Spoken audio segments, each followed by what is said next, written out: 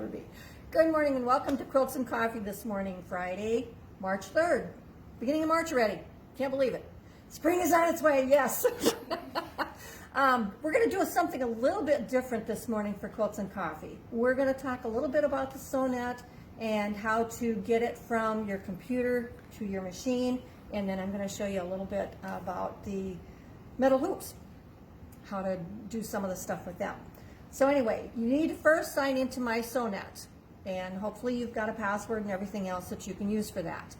And I've already signed in, and then if you go to the library, and there's the button there, you can click that, and I went to categories because I wanted to find a cooking theme thing. And yeah, our Wi-Fi is a little bit slow, but it's coming. So anyway, you scroll down until you get to the cooking, and you click on that. All right. Sorry. There we go. So anyway, this is all the different cooking things that you can do.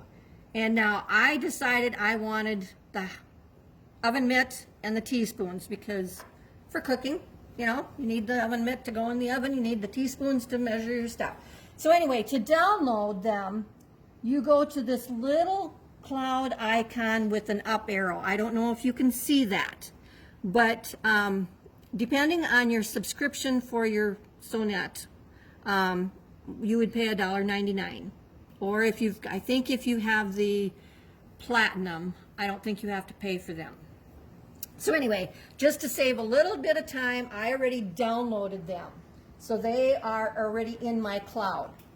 So anyway, then after that, if you turn on your machine, and I'm actually using the Epic 2. When you first turn it on, it comes up to your designs that are built into the machine. You need to find the cloud in order to get those downloaded designs. So you're going to go to the File folder and touch that icon. And there you can see it's got the cloud, it's got the sewing machine, and the USB is not lit up because I don't have a USB stick in there. If I had a USB stick in there, it would be lit up, or not. It wouldn't be grayed out. So anyway, the cloud is already there. So if you go down, let's see, wait a minute. I'm gonna stop and think where I put them. Nope, I think I went. I had them in the library. So this is all the designs that are downloaded in our library for the store here. And okay, I think if I remember right, this was one of them. You want to probably either rename the file or else make a notation of what the number is. Now you can see I've got the teaspoons there. I want to use the 240 by 150 metal hoop, so I'm going to touch the hoop icon and change it so that it is the 240 by 150 metal. Now you can see it had the M behind there. That is for the metal. If you don't have the M highlighted for the metal hoop, that you have just the 240 by 150, it's not going to accept it. So that's what you gotta do. Okay, so now I've got my teaspoons in there, and I want to put that oven mitt in there. So I'm going to go back to the file folder, and I'm going to find my next design, which is that. Now right now they're on top of each other because they automatically center.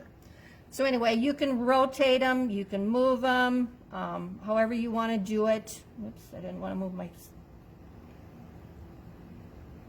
Okay, so I think I want them offset just a little bit. So anyway, once you get them there, then you can go ahead and get ready for your embroidery. And you're going to hit your go button, which is down here. Now, the regular Epic machines are a little bit different buttons. The Ruby has a few different buttons. All the machines are a little bit different, but we're pretty knowledgeable as to what you need to do. So anyway, it brings up your stitch out thing. Generally, when you do embroidery, you want a straight stitch plate.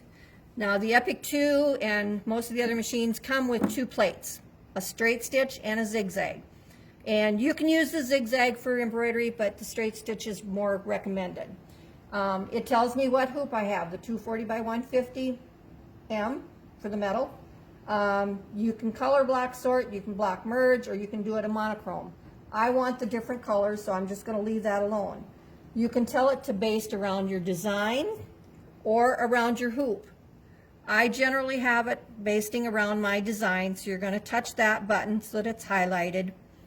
We are going to put on the sensor Q foot because that's a little bit more recommended for embroidery, so you want that highlighted.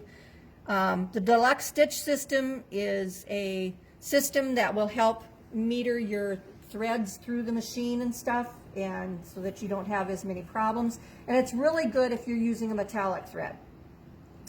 Your thread cut options. You can turn it off, or you can turn it so that it just does the jump stitch trims, or there is the automatic thread cutter, which would cut your top thread but not your bobbin thread until your design is totally finished. Depending on what I'm doing, I generally turn my thread cutter off, just because of the fact that if you only are doing a couple of stitches to get the bobbin thread caught up again, sometimes it will not catch it right away if you automatically cut it. So and most of the time when you're doing a design, you don't need that bobbin thread cut, and it's easy enough to cut your top thread. So anyway, to get your machine set up, you need to change to, like I said, the sensor Q foot, this one here. And we talked about it the other day, how to put this foot on. But I'm actually going to show you. So I'm going to use my multi-purpose tool. Oh boy. And somebody put this on tight. I guess I should have loosened it before there we go. So you remove your whole foot and your ankle. Now the white part is the ankle. You're going to remove that whole thing. And then you want to put your Q foot on. Now to put it on just this way, there's a lot of pressure on this arm.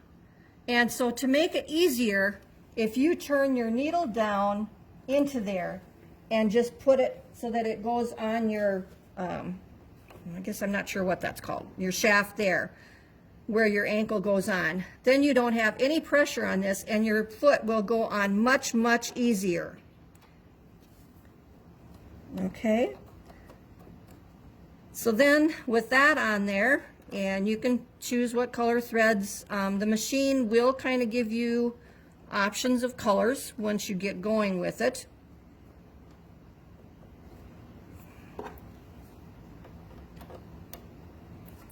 Okay, so now we're going to continue here. Okay, and there it tells me that I'm supposed to attach my hoop.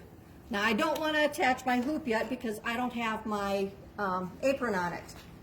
Now with the metal hoop, I usually do my crosshairs. Now I don't care so much about the up and down one because I want it centered just in the middle. When you're wearing an apron, some people will have it up higher, some will have it down lower, so I'm not too fussy about the height of the apron. So anyway, I have this line so that you know where the middle is. So then with my apron, can you turn and show them or not? Is it gonna... Okay, so now you want the bulk of the apron to go to the outside, so you want that kind of over this attachment. And I have my middle marked with a heat erase pens, and so I'm just going to lay that, and you could use a spray basting glue, but with the magnets for the metal hoop, they are so powerful that you really don't need the spray basting glue. So anyway, I line up my markings, and then I take my magnet and I put it on top there. Now the hoops come with 4 magnets, but you can buy additional sets of magnets. And there's, and I usually do, depending on how big my project is, Like here, I can't get any more magnets out there. I could get one here, but that's not going to help me a whole lot. But I want to put one here so it kind of stays in place there. So I do have extra magnets here. Okay, and I'm just going to put one over here to help. Okay, so now I'm ready to put the clip on the machine. Now, they don't always tell you this, but and I don't know if you can see this good enough.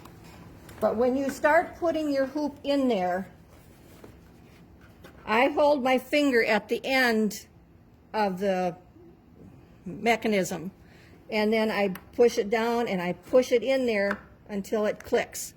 Now the reason I put my finger there is so that you don't get it out of calibration. We've had a couple of customers that have pushed it too hard for the calibration, and the machine will tell you to recalibrate, to take the hoop off and recalibrate. And it gets frustrating, but they didn't realize that they were pushing it on too hard. So anyway, now I'm gonna check my box, and you can see it's ready to go. And you can see on the screen, there's an automatic fix, so it would go all the way around my designs. So, and I didn't put any thread in, but you guys know how to do that. So that's pretty much it for today. So thanks for watching. We'll see you next week.